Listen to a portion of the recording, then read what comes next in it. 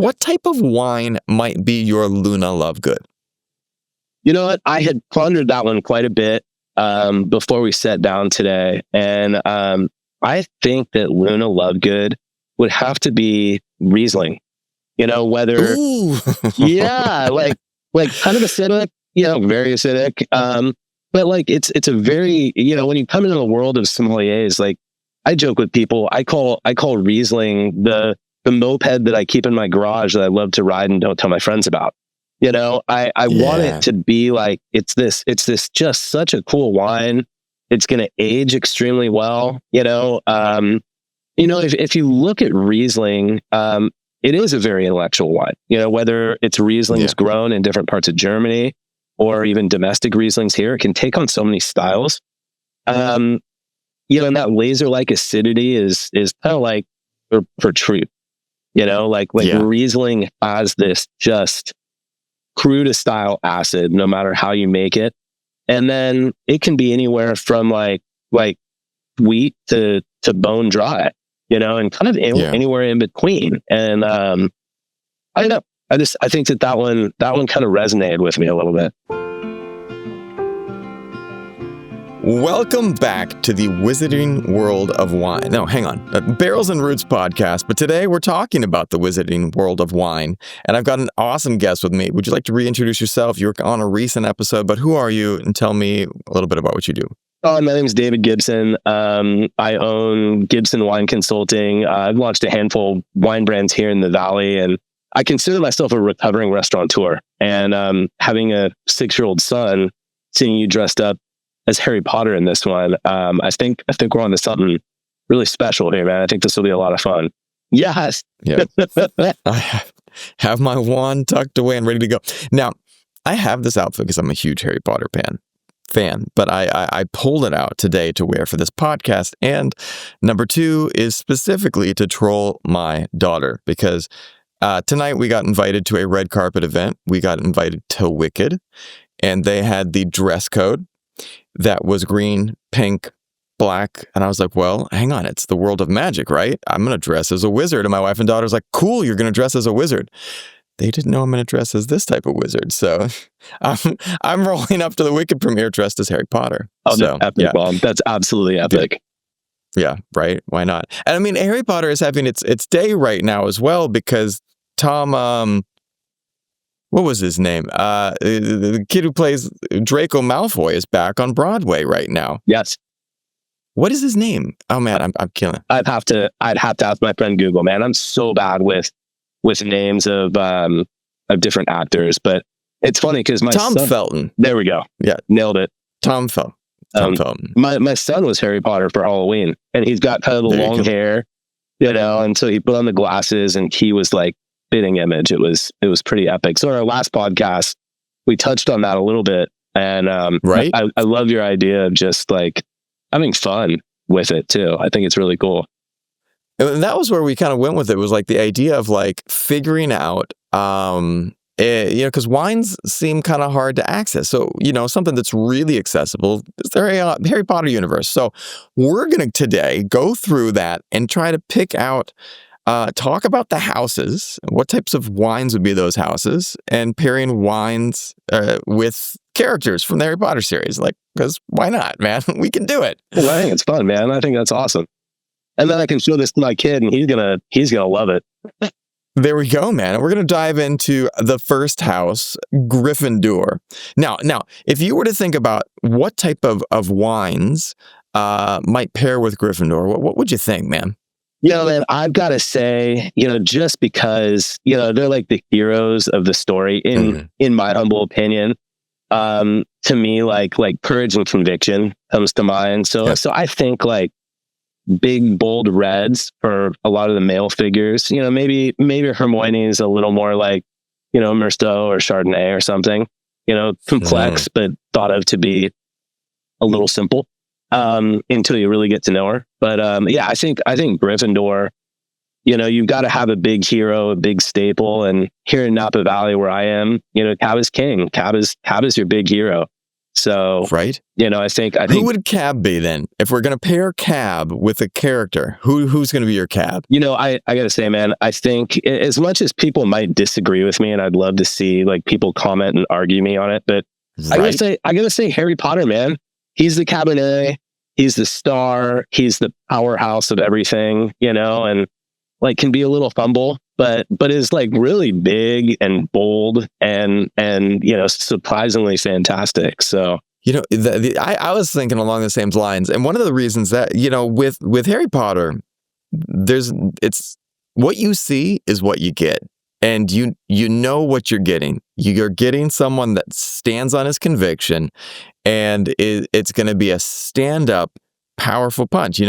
Harry doesn't throw around wasted spells. Like, it's just like when he's doing something, he does it. It's bold. No, I couldn't agree more, man. Like, to me, the just like he's just such a structured person. Like, he came in not knowing much at all and was like thrust into this world, kind of like Cabernet Sauvignon. Cabernet Sauvignon it's a hybrid grape. A lot of people don't realize that.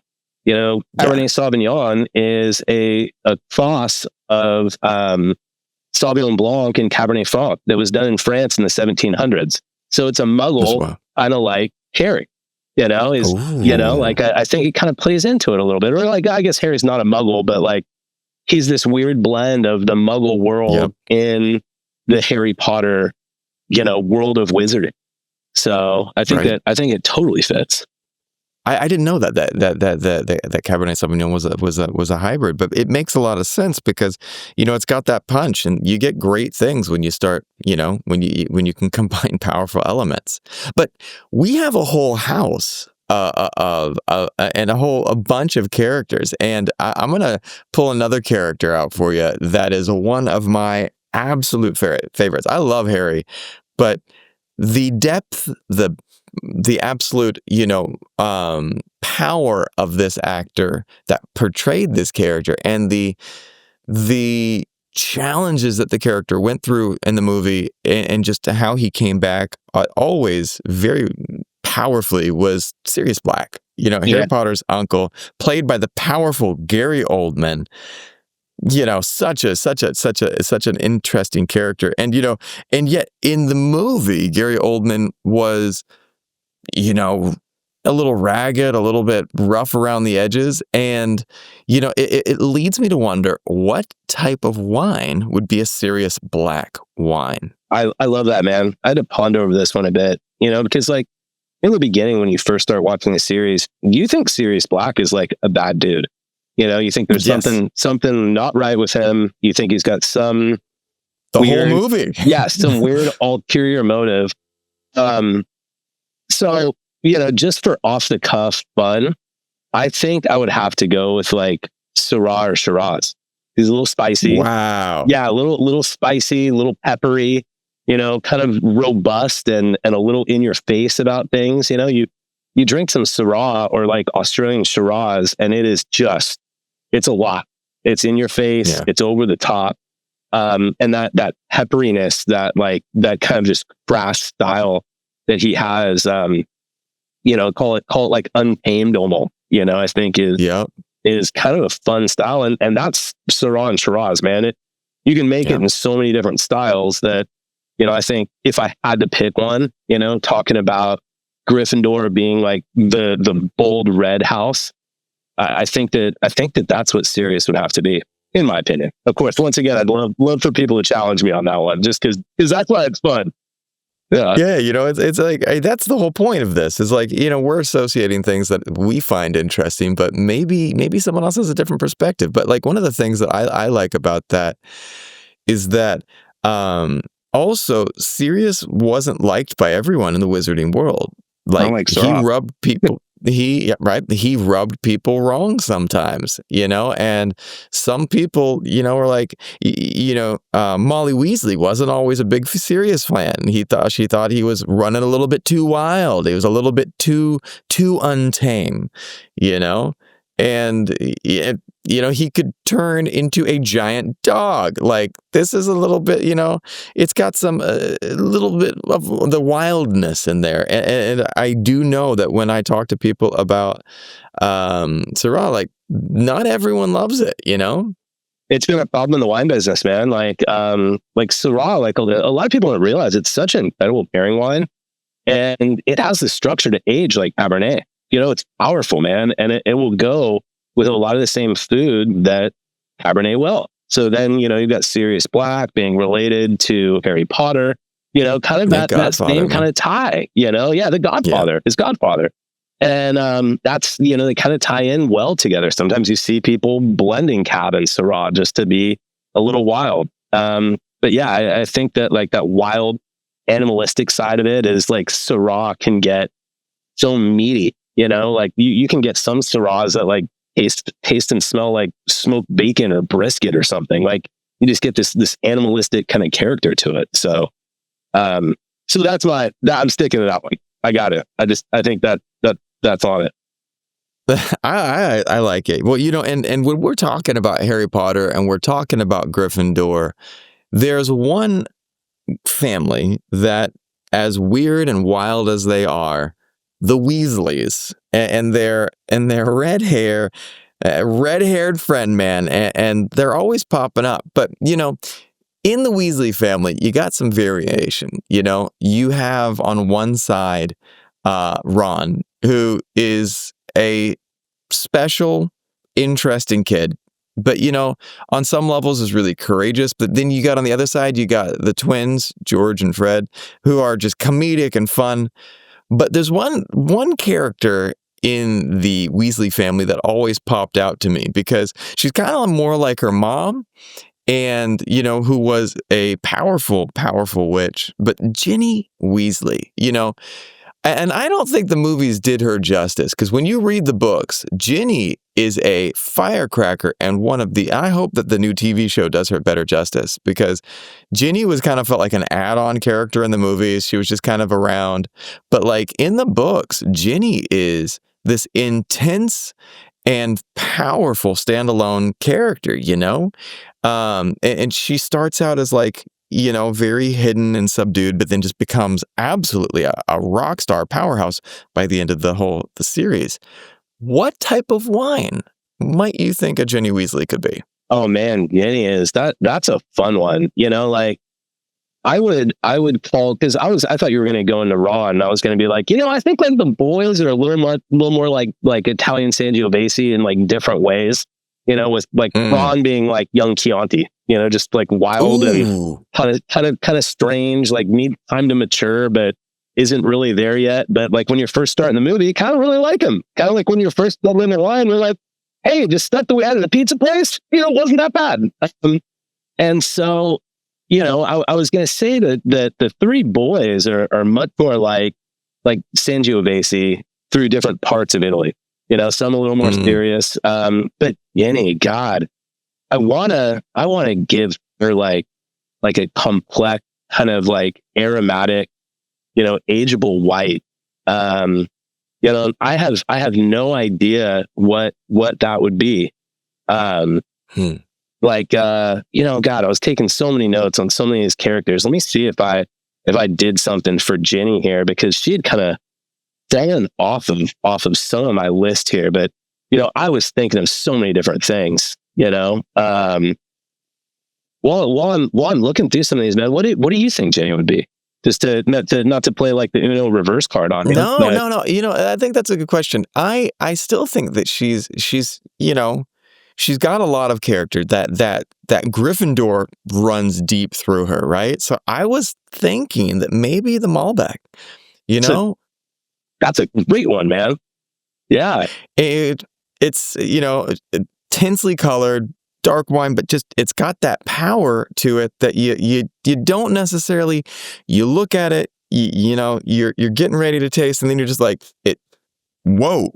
Spicy, complex, and she ended up, like you were saying, like in the movies, kind of being like the blending grape, where in the book, she was more pronounced, but in the movies, she just kind of blended in and kind of worked her way up until she became something really special, which we've seen like Malbec from Argentina do. It's become like just this amazing powerhouse of that country. I think that's an awesome one, man. And I was actually just going through some of my notes, and that's actually exactly what I had noted for her right there. Like, I just think you nailed it, spot on.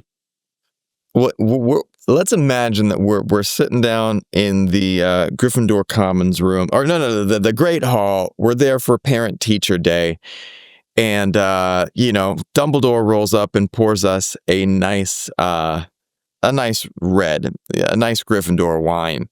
What types of food might you think could be magically served at this meal for the Gryffindor parents?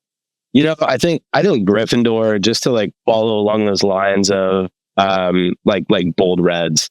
I would go for like big like high fat content, like steaky kind of meats. I think personally like a smoked brisket would be fantastic, because it's something that's such a crowd pleaser, kind of just like Gryffindor is, and it would stand up to all those different personalities and some of the like either spiciness or the power, or like, as I was comparing the Weasleys to Sangiovese, it would even run with something like Chianti that you'd have with Pete, and so I'd have to say brisket. I could be argued a couple different ways, but I think brisket would like 20-hour long smoke, like smelling like dragon's breath kind of thing would be the Gryffindor house 100%. I think a dragon's breath smoked brisket would be very in line with something they'd be serving at Gryffindor, and probably a dragon that was brought in by one of the Weasley brothers would be something that I would think, brought in just for this barbecue.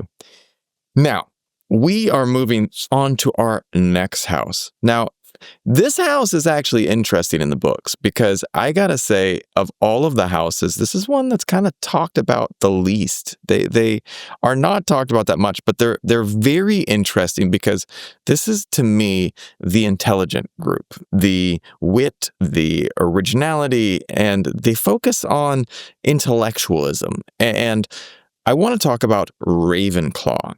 And talk to me about Ravenclaw. What group of wines do you think might be paired with Ravenclaw? Well, I like how you use the term thoughtful. I think that's very spot on. They're very deep. They're very inquisitive. So, but they're all very more surface level too. So I want to say like really like thoughtful white wines. Like wines that have like some acid and precision, but like things that you need to think about, like anything from like Rieslings to Viogniers to like wines that aren't like your commonplace for the most part. I think that would fit that house really well. Very bright, very clean, kind of style to them. I like that. And because the house is really interesting, because you get some diverse different types of people in there, and one of the ones like that I love here is one of my favorite characters in the books, and she's kind of a strange character, but is extremely intellectual, extremely smart, is Luna Lovegood, and she's very misunderstood. Like Luna, people look at her and go, yeah, she's really weird, but actually, Luna's crazy smart. You just don't realize how smart she is, and that's kind of why she leaves you behind. And people go, she's so weird. Well, actually, she's a little bit, above your level at times, Yeah. Oh, I get it 100%, man. You've nailed it. What type of wine might be your Luna Lovegood? You know what? I had pondered that one quite a bit before we sat down today, and I think that Luna Lovegood would have to be Riesling. Whether yeah, like kind of acidic, very acidic. But like it's a very, when you come into the world of sommeliers, like I joke with people, I call Riesling the moped that I keep in my garage that I love to ride and don't tell my friends about. I want it to be like it's this just such a cool wine. It's going to age extremely well. if you look at Riesling, it is a very intellectual wine. Whether it's Riesling's grown in different parts of Germany or even domestic Rieslings here, it can take on so many styles. And that laser-like acidity is kind of like for truth. Riesling has this just Fruta-style acid, no matter how you make it. And then it can be anywhere from like sweet to bone dry, and kind of anywhere in between. And I don't know. I think that one kind of resonated with me a little bit. Well, I like that pairing. I like that combination because to me too, Luna is, sometimes she's very soft and seems very, very gentle, but at the same time, she doesn't pull her punches. She'll tell you directly things, and that reminds me of that acidity. You get it, and she gives it to you. But again, it can be a little bit sweet. Sometimes she can be a little bit, soft and looks like the really soft and light character. But it is a very thoughtful wine, and all of the people in this house are really like that, and yet there's varying degrees of intellectualism in this group. And one of the other characters that I always loved, and there's a lightness to this character in the book series and the movies as well to a degree, but yet also extremely intellectual, really direct as well. And that was Cho Chang. More played up in the books, but in the movies as well, really interesting. What type of wine might you give a Cho Chang? Oh man, that's a tough one. I think that, Cho Chang could be like a little more like Viognier. There's like a little like kind of power to it, but it's so complex and so like not really discovered type of thing. I think that could be a fun play where, it's leaning into a little of this density of character, and like that out of a playful thought. What do you think, man? What are some of your thoughts on Cho Chang? I think Cho Chang could be that, but I also think that, a Sauvignon Blanc might also fit her as well. There is some of that because, crisp, clean, and direct, your Sauvignon Blanc is going to give you those characters. And I think that Cho kind of embodied that as well. See that, man. You can get some like really crisp, minerally Viogniers, but coming off what you said, I think the Sauvignon Blanc like is a little bit of a better fit. I was almost like I had changed up a little bit and almost put like Adna into the Sauvignon Blanc category. Which is why I was kind of playing with some of my notes, trying to figure out like if this is like the house of like refined, like expressive white. That's that could go a lot of different ways because Padma's this like methodical, direct, sophisticated kind of one too. So. I think it could fit for either. Maybe one is more old world Sauvignon Blanc and the other is a little more new world or maybe New Zealand or something. Stylistically very different. Well, I want to throw a wild card out there right now. And this is something that I disagreed with the books and the movies. And I know they all needed to be in the same house. But if we went back and actually looked at it, Hermione was in the wrong house. Hermione was in the wrong house. I will stand by this, that I understand her courage was probably one of the reasons that she was moved toward Gryffindor. But like at her core, I think Hermione was a Ravenclaw, or at least a hybrid of the two. Yeah. And I want to throw her into this category too, because I think there are some wines that pair well with Hermione, just because of our like bolder, thoughtful whites, and there's one white wine that I think would pair really well with Hermione, but I want to see what you think would pair with Hermione. I may have let it slip a little earlier, when I said that the Gryffindor house was like big, bold red, but then we have Hermione. Yeah, I think you might be in the same vein. I think she is like Chardonnay all the way. I think she's like really awesome, beat, old world Chardonnay. Think like Grand Cru Le Montrachet, or even, we can go as simple as like Merceau, but like there's minerally characters to it. It's got depth, and to be able to master someone like Hermione, to like really be able to understand her, takes a lot of like thought and meditation, and so that's kind of how I feel about Chardonnay. There's some that you see that are just like buttery, oaky, over the top. That's not Hermione. Hermione is much more of that, like really complex, type of style that as she evolves, if there are ever more movies that are going to come out, she would just continue to evolve into like a much more interesting character. So I think Chardonnay has got to be spot on, and like old world Chardonnay. I like that. Well, to round out our Ravenclaw, I want to throw one more character out there, Professor Flitwick. A little tiny Professor Flitwick who was teaching all these little things. Really great professor, really spicy. You don't realize how strong Professor Flitwick is until the end. We're doing all of in the Battle of Hogwarts, throwing these things out there. If you could pick a wine for Professor Flitwick, what might you throw it out there? I'm gonna have to recant what I said about Cho. I think Professor Flitwick is much more the Viognier. His Viognier can have this like spicy quality. It's really aromatic. It meets you where you are. It's a very charming kind of wine, but it's also like very misunderstood. I think that could be a good one, or even just like a Rhone white blend. Like this Viognier Marston Riesling thing. Like it can be like a little citrusiness to Professor Flitwick. But it's kind of this like round, more voluptuous style.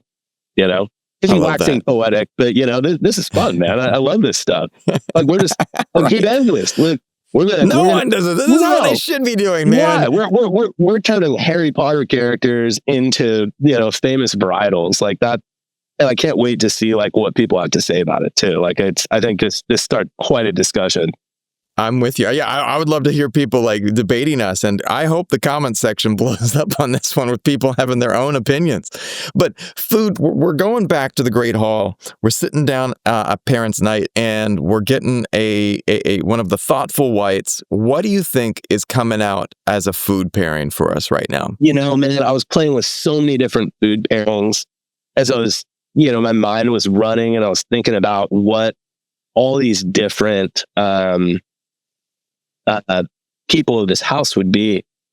I think that like doing something like a lemon herb crusted sea bass, because it has this like, you could have like a huge sea bass, has the same presentation as a brisket, but it has those like citrusy, kind of delicate, like more intellectual note, like a lot of these members of this house would. And even if you paired that with like a goat cheese salad or something, just simple, crisp, fresh. It's a very refreshing house of people. They're very intellectual, and you kind of get them at face value. So that would be. I honestly think that I could see a lot of Ravenclaw going into the food like in culinary sector. I could see a lot of like magical chefs coming from Ravenclaw because it is very intellectual, and I could see that sea bass just having these deep flavors, but just not being overwhelming like the reds might be, and like a perfect dish that like everybody do people absolutely love it? Who knows? But sea bass is such a special thing too, where like it has to be cooked precisely. And if it's not, it can either be dry or it can just be, not great. So I think that I'd have to go with that one. Which leads into the cozy crowd pleasers, the house that just kind of gets like skipped over to a degree, except for one major character that you can really tie into it. But the Hufflepuff house was, these guys, they work hard, their dedication, but they're also just, they know how to chill. They know how to, and you know what? You don't meet a Hufflepuff that people are like, I just don't like that guy or that gal. They're a house that people dig, And I think that the there's a couple notable Hufflepuffs for me, but if you were to pick a general area for Hufflepuff, what types of wines might you have fitting in there? And like it's a house, like you said. It's like it's dedication, it's kindness, patience, it's fairness. They're kind of like that group of kids that like everybody likes. Like you said, everyone likes them. Yeah. Maybe they're not super rememberable, but like there's not one in that house that you're like, yeah, no, I don't like those guys. So I think that more of like the playful, elegant reds kind of fit this house, just basing it off of like some of the key characters, like I see things like from like Pinot Noir to Beaujolais to Merlot to Rosé kind of fitting some of these key players, depending on who you're talking about too. Yeah, right. Well, let's pick one. Let's go with a notable one, Cedric Diggory, played by our Robert Pattinson in one of his early roles. What type of wine varietal do you think might pair up with Cedric?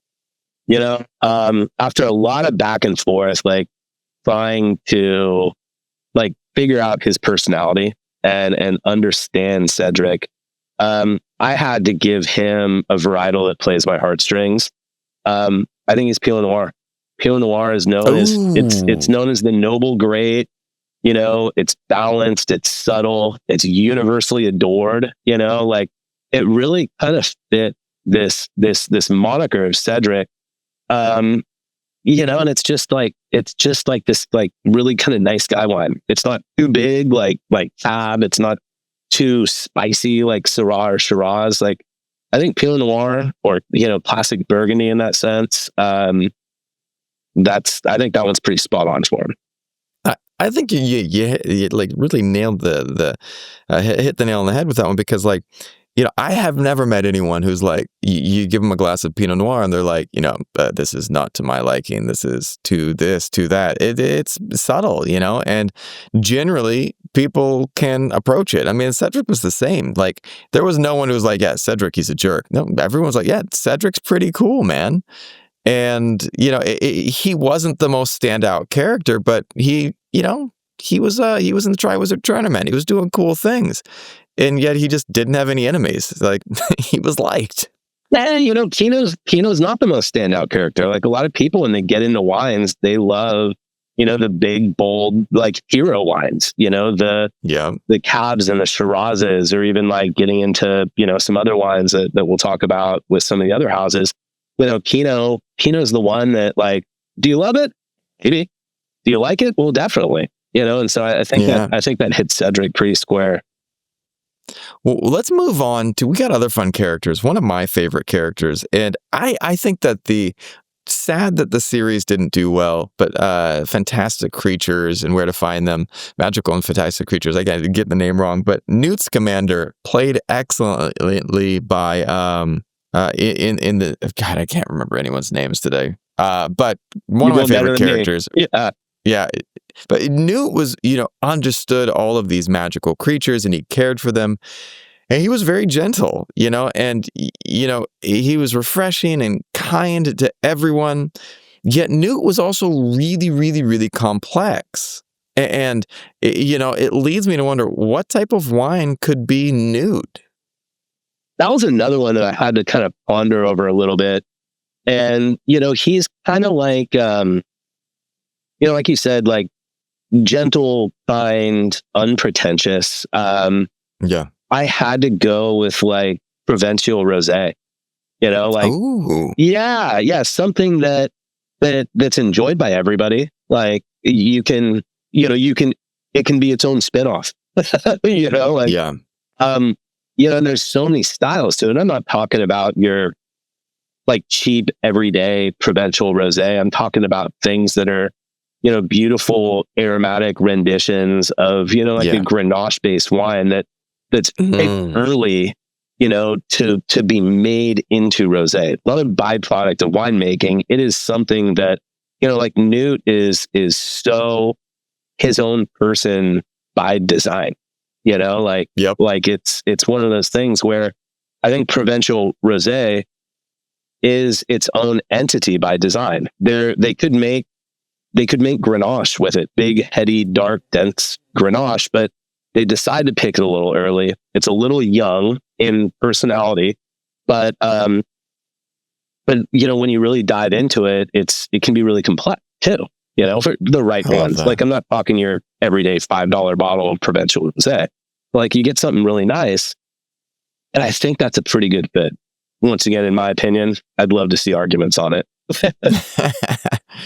I love that. And this is why I kind of like this house, because this house is approachable and great, but like at the same time, there is strength to this house as well. And one of the characters that I loved that was a Hufflepuff was Tonks, because she could have been a Gryffindor. She had that courage, but it was the playfulness and the approachability and the lightheartedness of Tonks. She's out there. I think that she was an Auror, or at least she was a powerful wizard, but yet she was always doing little fun things. In one scene, she's changing her nose to look like a pig or something, and just to keep the spirit light. And she was friendly and approachable. And, what type of wine might be a wine that, is really easily approachable and kind of plays into that character?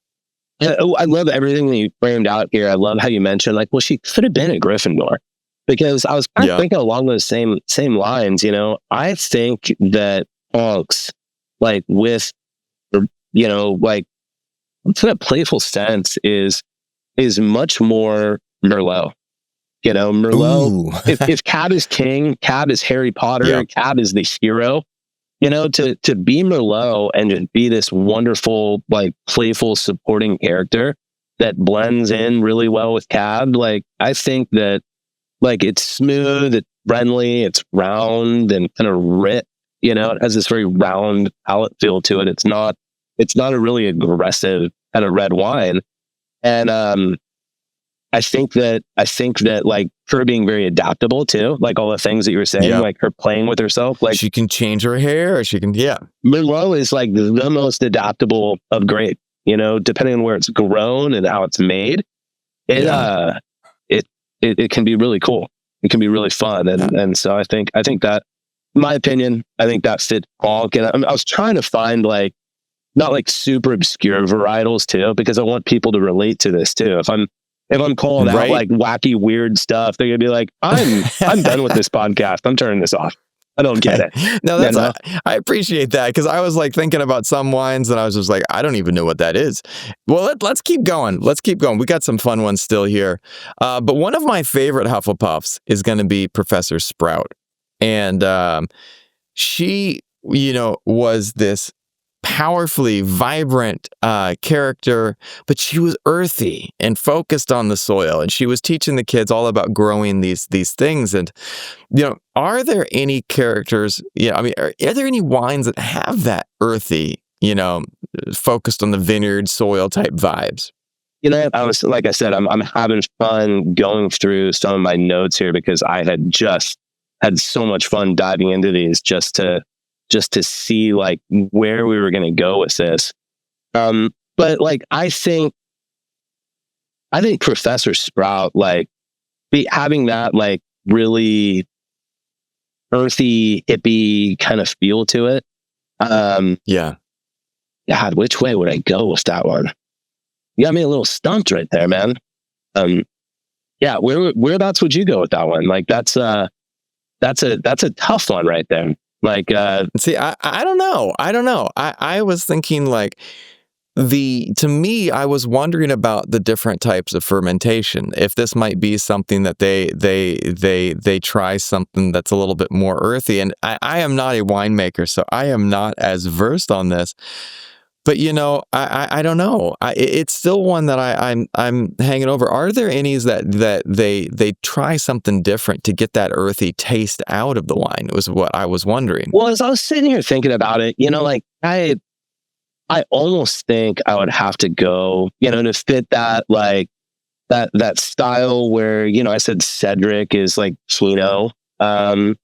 Maybe we got to run with Gamay, because Gamay, I didn't think about that one. That was a good one. yeah, I had to. You had me going. I had to like really ponder that one because Gamay, you can just bring it in and let it naturally start fermenting. They call it carbonic maceration, and it goes to be anywhere from like kind of bubblegummy and fun and playful and a little wacky and weird to then getting like Brettanomyces and smelling like an old horse blanket or a barnyard or something, and then you have Gamays that you have your Beaujolais Nouveau that is like your light, pretty style that comes out around Thanksgiving every year. That lighter than Pinot, more approachable.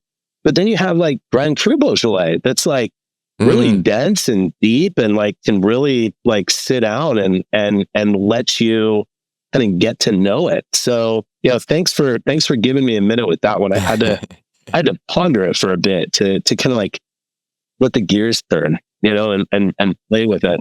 Which leads me into our next house. This last house, I think, is the most misunderstood house. And it was interesting. A couple years ago, I was always, when I was younger, anytime I took the house quiz, it was Gryffindor, Gryffindor, Gryffindor, Gryffindor. I always got Gryffindor. But recently, I kind of went through some thought transition, and it is, been evolving as who I am. And I retook the house quiz, and I was sorted into a new house. And it led me to start discovering more about this house because Slytherin, when you watch the movies, you watch the TV shows, they're the bad guys. But when I dug deeper, what I realized is this was just this iteration, this time period. The deep things about Slytherin is that it has this dark, seductive styles, but it's also one of the things that, as I started growing my business and things, I became more ambitious. I had to start using my head in not a thinky smart way, but in a leadership and cunning way. You have to sit there and strategize. It'd be something that I would think is very much something that Slytherin does well. And they have a strong sense of them. Like, these are people that are driven to power. And that's not necessarily bad, but they're driven to this powerful thing, and there are some wines that are powerful, but yet people kind of sometimes give them a bad rap. Sometimes people throw them into places that maybe because they don't understand them. And I think that's being misunderstood is something that I think is deeply a part of Slytherin as well. Totally agree with you, man. I love how you said like dark, seductive style because like from day one, they're made out to be like this mischievous kind of bad guy. But when you kind of peel back the onion a little bit, you realize that there's like a lot of this like ambition, this like cunning style, and they're craving to be something powerful, because of this inherent ambition of the house. And sometimes to do that, they're going into some like more like dark, kind of spicy magic. And I think you hit the nail on the head with that one. I think I would go anywhere from like misunderstood Bordeaux blends to like huge, like high octane icy Zin to things like pinotage. And I could get weird and wacky, but this is your podcast. I'll let you run with weird and wacky is where I like to go. But like, I want to start out with, probably one of my favorite characters. And just also because it's one of my favorite actors. And he played a great wine character in Bottle Shock was Alan Rickman. And, probably one of my favorite actors. I mean, my love for Alan Rickman goes back to the original Die Hard, Hans Gruber, but probably one of his most awesome characters was Severus Snape. Now, Severus Snape, Alan Rickman played him a certain way, and before the first movie, he was painted kind of as a villain, like early on. But the author J.K. Rowling went up to him and told him the whole story and the importance of this character from the beginning. That this character was way more deep than people realized. So, talk to me. Structure, hidden depth. What type of wine might be a Severus Snape? This was one that I think of all of these like different kind of creative like single varietal wines, this was one I had to go kind of a different path with that really stood out to me. I think Severus Snape is like a classic high-end Bordeaux blend. You know, it's something where if you're like first getting into wine, you're like, yeah, this wine is undrinkable. Like, I don't want to have anything to do with it. Yep. But you have to wait, just like the movie. It takes time for Severus Snape to develop, so you can really see like that there is heart and character to this individual that can come off very austere and misunderstood. You know, and the Half-Blood Prince. It's a blend. Yeah, exactly. You know, and you know, he's a like high quality human, just like Bordeaux, very high quality, but like you really need to sit and like try to understand this character to really figure him out, and it doesn't start to open up till the very end, which to me is much more like Bordeaux. You know, it takes a long time to evolve into the character that's trying to tell you that it is. So that was I think that was a little more spot on. I hope people agree with me, you know? I love it because, you know, but you know, we also have to admit that there is some darkness and wildness in this house, you know, and I don't think any character exemplifies that as good as Bellatrix Lestrange. You know, she is wild, she is unconventional, she's chaotic, intense, and like when you watch the movies and read the books, you will never forget her. Yeah, you know, and so I was trying to think about what characters like might be, you know, like just pop straight out to me, and this one I was having a hard time because there was a couple characters and a couple wines that I was thinking, but again, I'd love to hear what you've got for this one. So this is one that I went like a little out of the box with. You know, I told you that I was trying to stick with like more varietals that people know. But I think that Bellatrix is a grape that is famous to South Africa.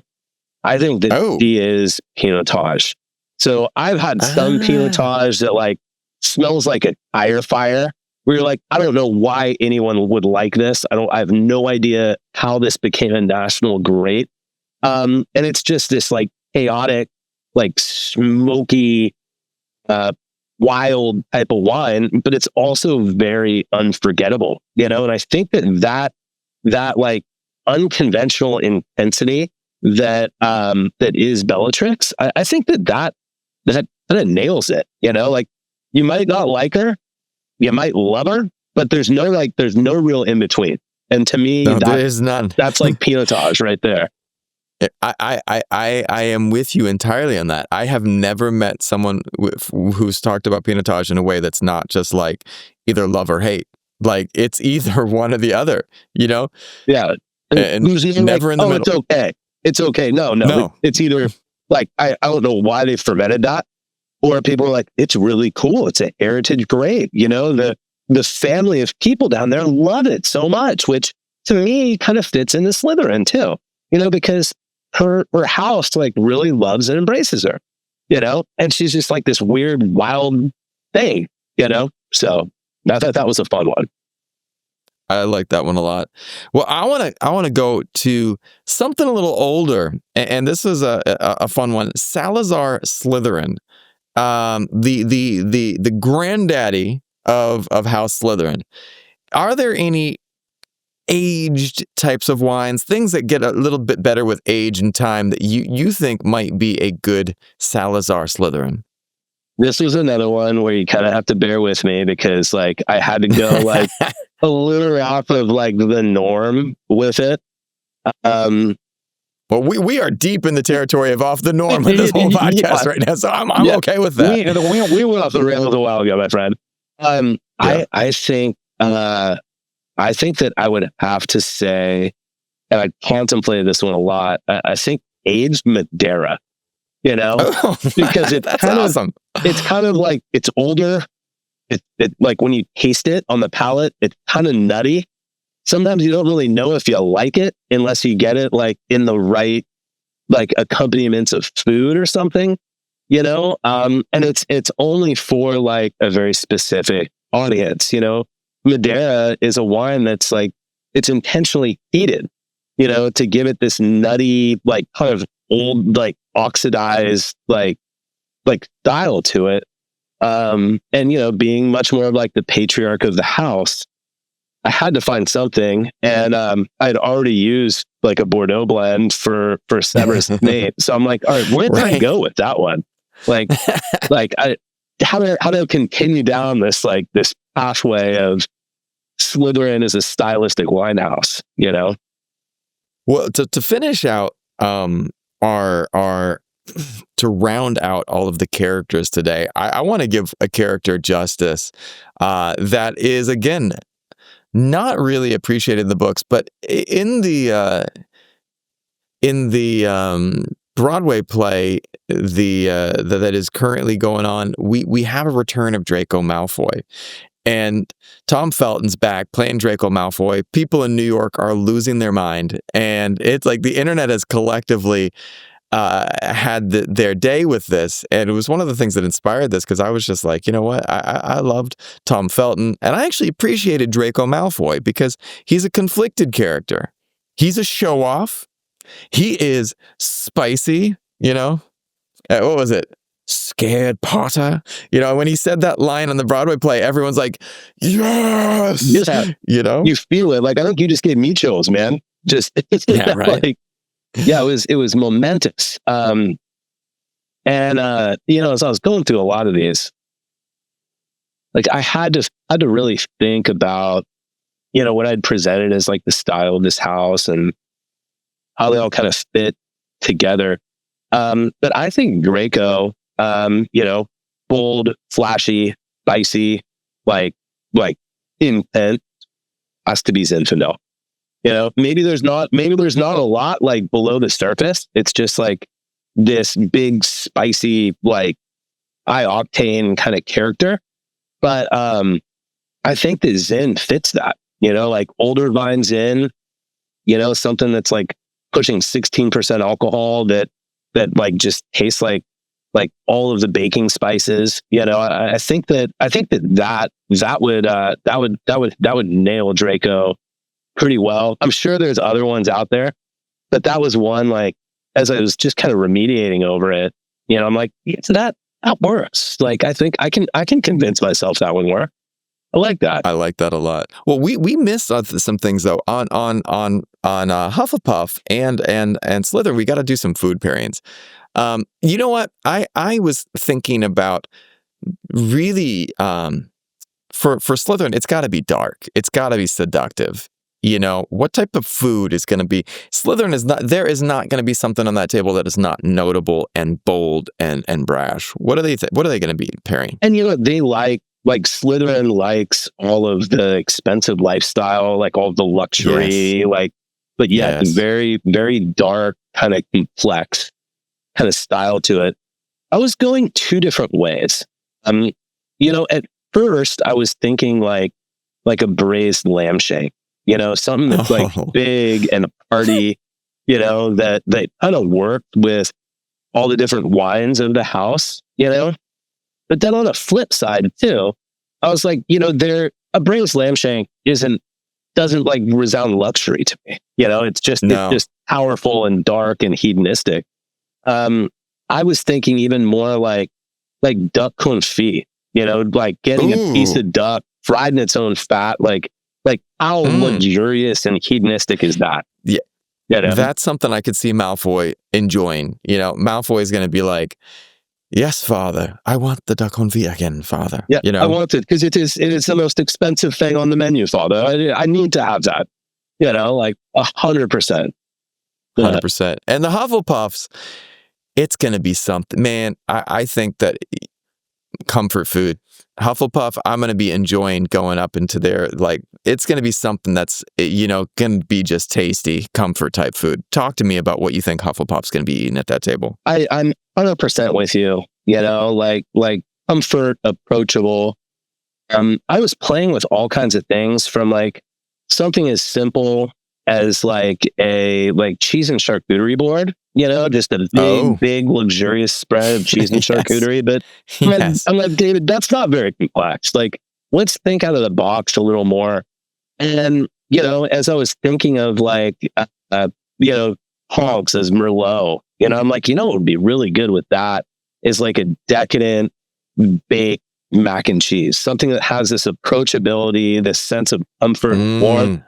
But you know what I settled on after I went through all of these? I think because it's because I'm a fat kid at heart and it's one of my favorites. I think like a dental cut thick pork chop with like some roasted apples on it, something that feels like going into the holiday season. I think that would kind of fit all the wine styles of that house the best. As I was going through like all these different playful pairings. But I think anything for them, like you said, like that comfortable, approachable, relatable kind of vibe, that would be the food vibe to it. Well, I want to throw something out to our listeners right now. And we're going to, David and I, we sent back and forth a list of characters so that we could do some preparation. But we've got 3 wines that we're going to throw out. And I want to see what you, the listener, thinks that these are. So we're going to give you 3 wine varietals that are wild cards right now. Not prepared, nothing.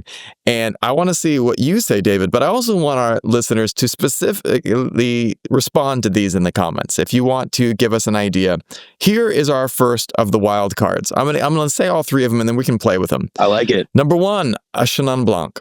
Ooh. Okay. Okay. Number 2, Tempranillo. Nice. And number 3, a Pinot Gris. Oh, man. Where do you think? First of all right, all of our listeners right now, go ahead and in the comments, tell us where you think these wines should go. And let's sit there and brainstorm. Chenin Blanc, what do you think we're going to be doing with that? It kind of fits to me in that more like it's waxy, it's kind of aromatic. It seems like it would be friends with Hermione Granger. Because a lot of times when you're blind tasting, you can have some Chenin Blanc that taste like really clean Chablis, like old world Chardonnay. So that would lead us down a path where, God, let me think. So I'm playing with some of my other notes here. I got one for that one. Yeah, by the way, I got one. Yeah. I think that one is Professor McGonagall. Oh, cool. That's a really smart, cool one. Intellectual, very, very intellectual, very heady, but yet also super approachable. Also, you can come in and you can spend some time getting to know it, but also much deeper than you think, It can also be playful, like people are doing Chenin Blanc in the method traditional, the champagne method, and making these sparkling Chenin Blancs that have personality and depth too. So I can see that, man. I like that one. I think that's a great curveball. Tempranillo, where are you going to go with that one? Yeah, that was when he threw that one out there, because Tempranillo can go so many different ways. You have the aged Rioja, which is like these oxidized Tempranillos. And then you look at things like the Central Coast of California that's doing Tempranillo that can be as big as Syrah sometimes. So with that being said, from I don't know Tempranillo well. I just recognize I'm also mispronouncing it. I don't know Tempranillo. You got it. Yeah. That's spot on. Well, what's something that one of the ones I was playing with these I just because I love this character so much and why I tried to find this one, Lucius Malfoy. There we go. Oh, that's out of left field, but that kind of fits. It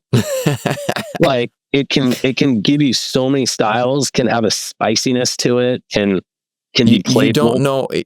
Can be playful, but you also can be really just, again, you're not quite sure because of the different styles. Lucius, is he coming strong? Is he coming, where is he playing? Because it's he's the the politician. He's the survivor. He morphs. Lucius morphs into whatever he needs to. He'll be your friend, but he'll also be, something different. So again, yeah, and depending on what style you have him in, you might not like him, but then you can have a different style, and you're like, you know what? Like, maybe I'll rethink that one. Like, I think I might like that one actually.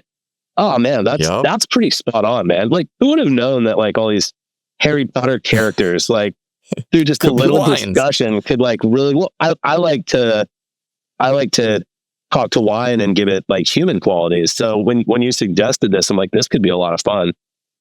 Okay, well, and I think that's the idea is, again, because I think one of the things is that the idea is about relatability, and as you are, certainly different groups of wine had different things that they could relate to it. But for me, I grew up with Harry Potter, and I have had the hardest time trying to study wines because I love wine. But when I try to like assign a quality to it, I just get lost. And, I recognize a taste, but like when you can assign and personify characters for something, and I mean, in few universe, I tried to think about like, could we do this with Star Wars? I think we could. The problem was, huh? I said, I think we could. If you know Star Wars, you could pull it off. And like, I know enough about Star Wars to be able to pull it off because I love Star Wars and I love all the characters, but some people might not have as much depth about the breadth of characters.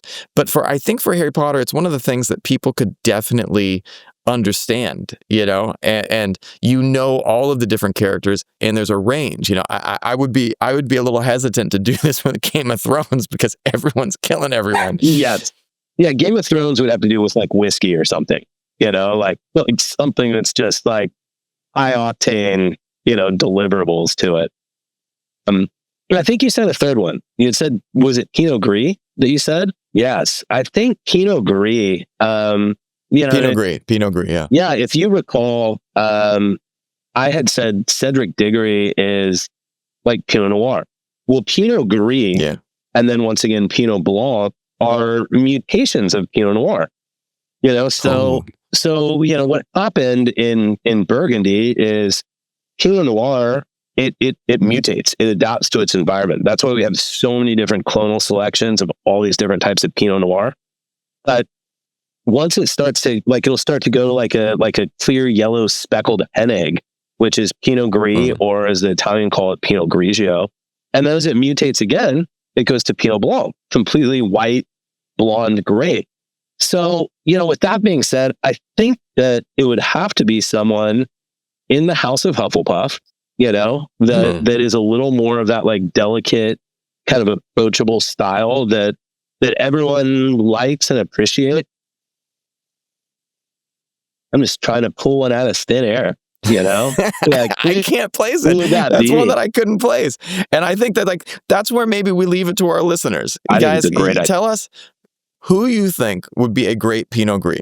And if you've listened to this point, you're giving you extra points. But I'd love to know people's feedback on all of the different characters. And maybe there are some other wines that you'd like some people to throw out there. So, I'm just thankful that you were willing to come on and talk Harry Potter and wine with me, man. Oh, this was a fun one, man. When you suggested, what house are you in? I always see myself as the hero. I'm someone who likes to lead teams, and I'm not afraid to be the first one going into battle. So I have to play with the heroes and go Gryffindor, but there's a little part of my little black heart that says that I might be Slytherin too. Like I'm going to win, and I want to win no matter what. And so like, I've got a little bit, like that's, to me, it's a little bit of the yin and the yang to it. Kind of like you said, as you start growing up, you may have been Gryffindor as a kid, but then you're like, okay, why do I do that? I do this because I want to be successful. I want to make money. I want to take care of my family. Is that a little Slytherin? Maybe, and I think I'm also a bit of an empath. So I might be a little Hufflepuff, it's a tough one. I think I've got a little bit of all of them in me. I would love to put that hat on and see what it reads my brain and tells me that I'm destined to be. I think that'd be so much fun. That'd be awesome, man. Well, until then, we can enjoy our wine and hope that someday our letter will come in the mail. I'm still waiting for mine. I do believe it will though be here someday. Yeah. I think my son's got a better shot than I do at this point, and he's such a believer that it seems much more likely for him, but I would support him 100% of the way. I think that would be so much fun. Yeah. You and me both, man. Yeah. If my daughter got a letter, I'd be like, yes, we are going to Hogwarts. Yeah. I will come visit you as much as time allows. I'm there. Dad, why did you move to Hogsmeade? Because I am going to be living vicariously through you in the magical world. So, yeah. I'll be drinking butterbeer all day. I don't care if it's non-alcoholic and tastes like butterscotch. Like, let's go.